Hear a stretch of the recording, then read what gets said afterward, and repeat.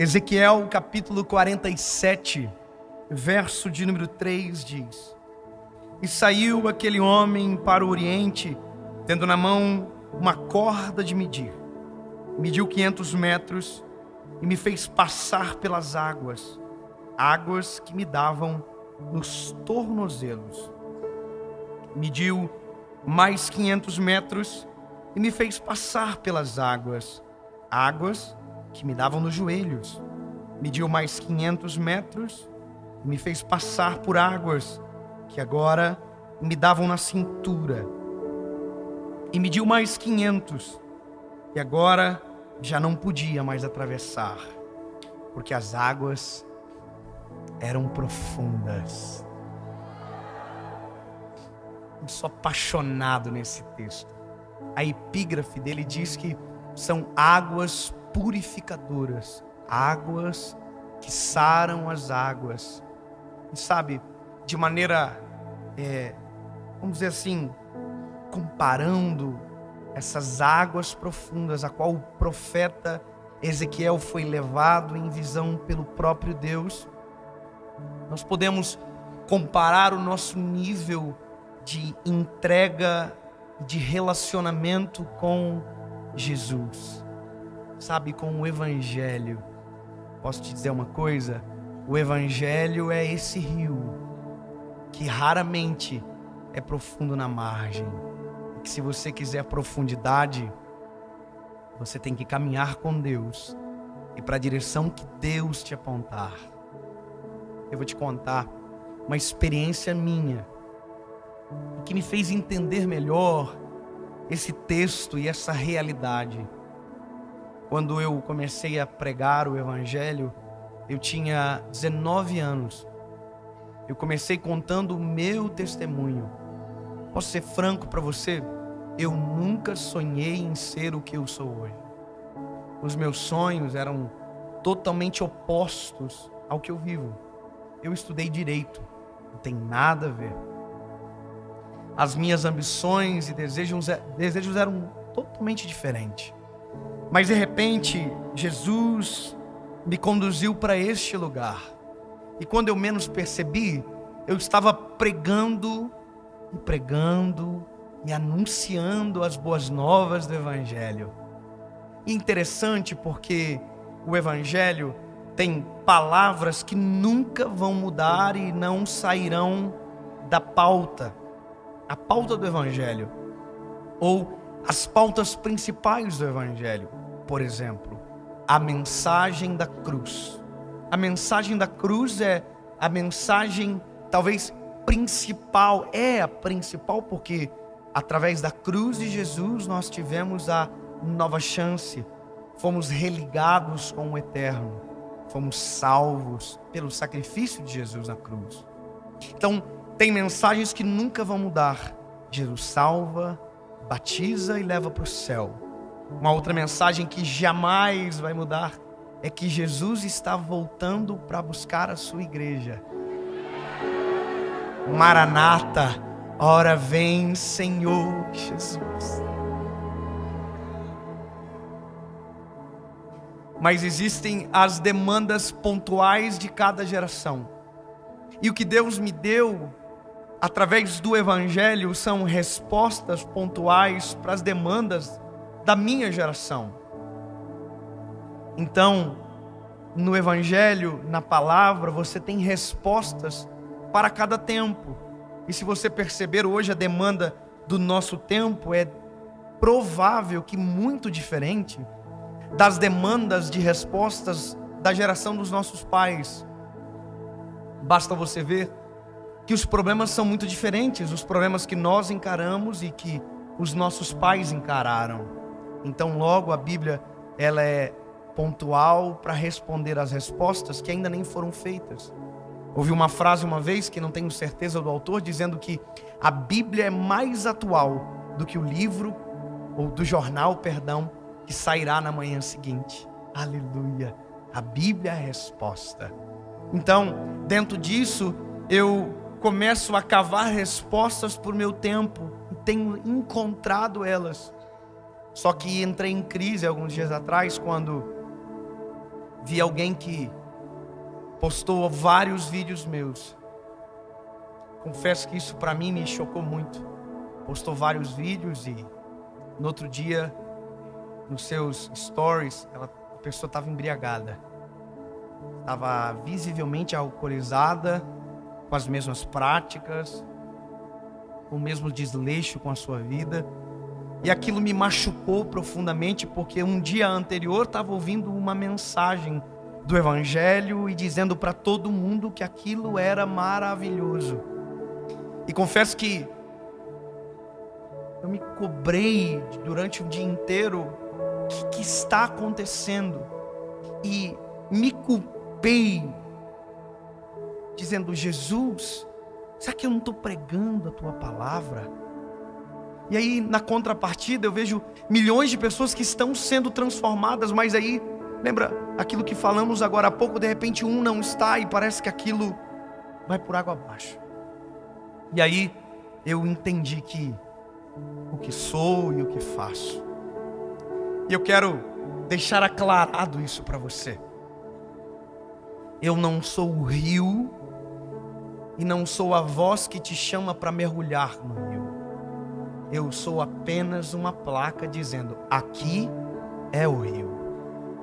O que eu sou é uma pequena placa no meio de milhões delas, apontando para Cristo, dizendo: olha, é bom, é maravilhoso, não há nada que se compara, é gostoso, mergulha de uma vez, vem para cá, vive isso de maneira completa.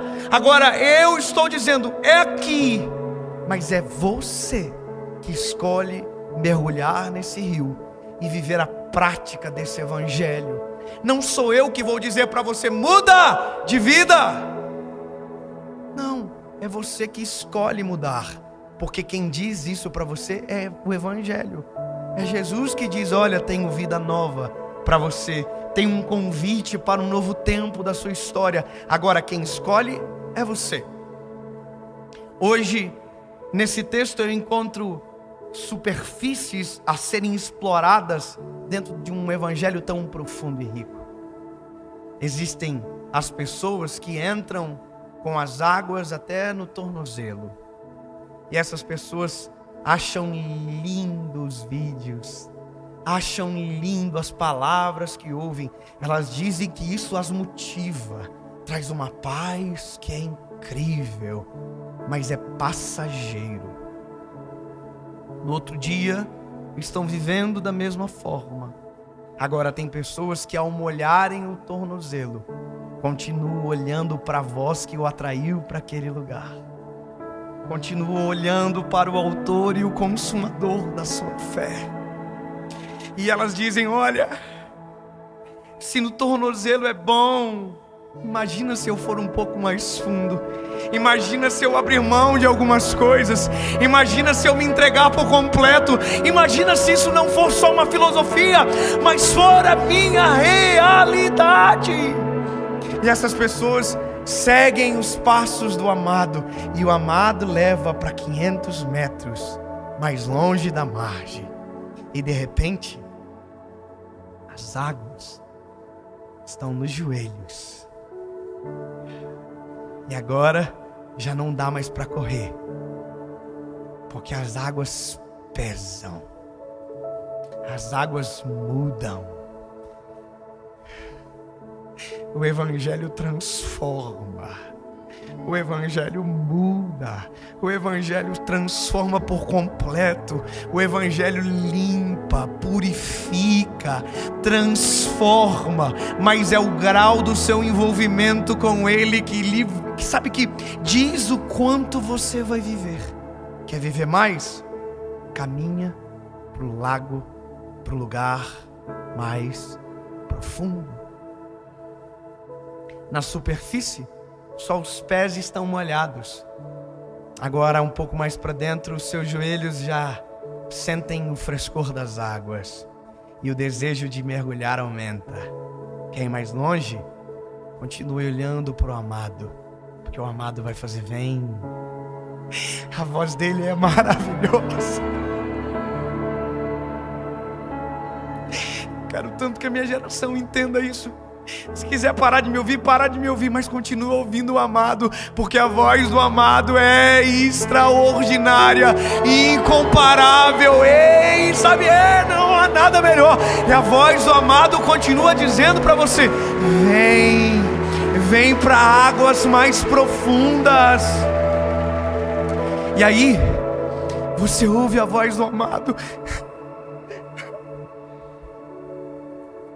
E eu me lembro quando essa voz me chamou no início, e as águas estavam nos tornozelos, e de repente eu disse: eu preciso de mais. Eu não quero isso só como uma filosofia, eu não quero isso só como uma palavra bonita, como como, sabe, um mantra. Não, eu quero isso como minha história. E a voz do amado diz: vem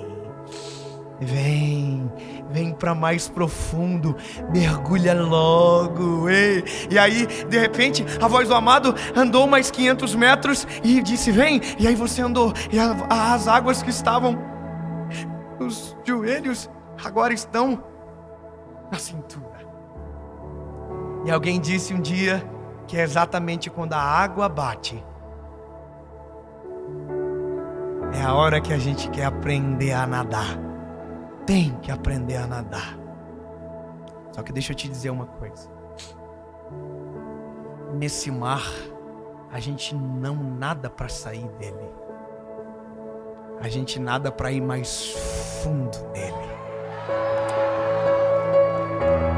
Quando você chega nessa fase, você não mergulha para a superfície, você mergulha para o profundo.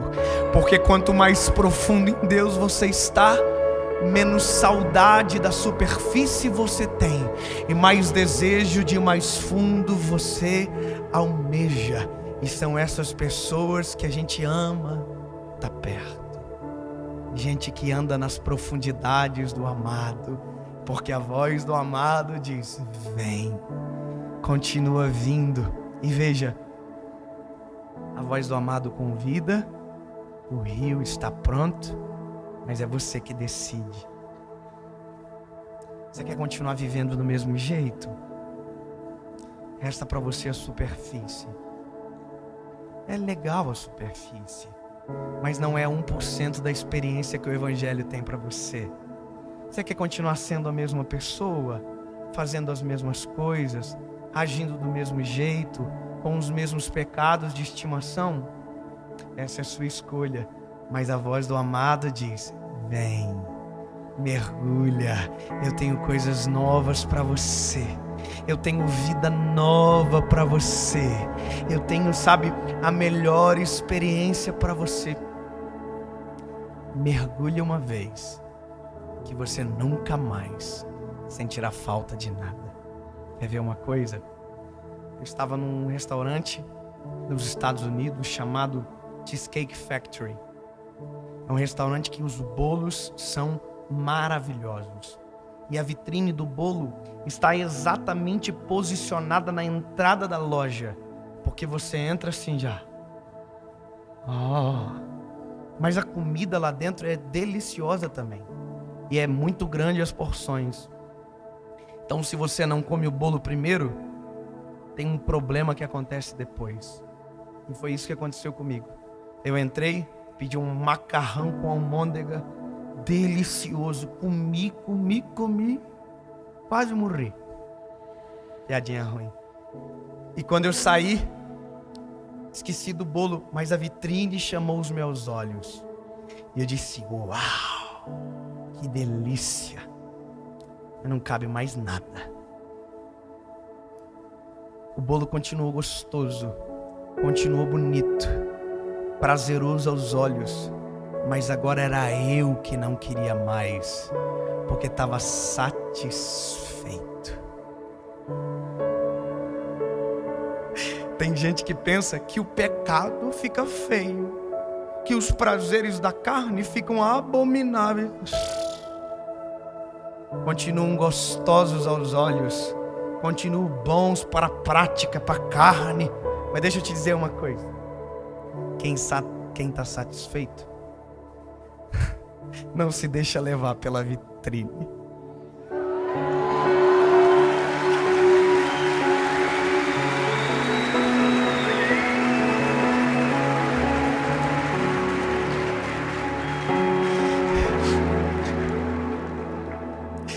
mergulha fundo.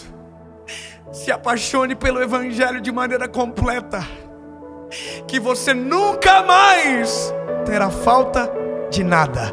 A vitrine vai continuar sendo bonita, mas não haverá mais fome dentro de você.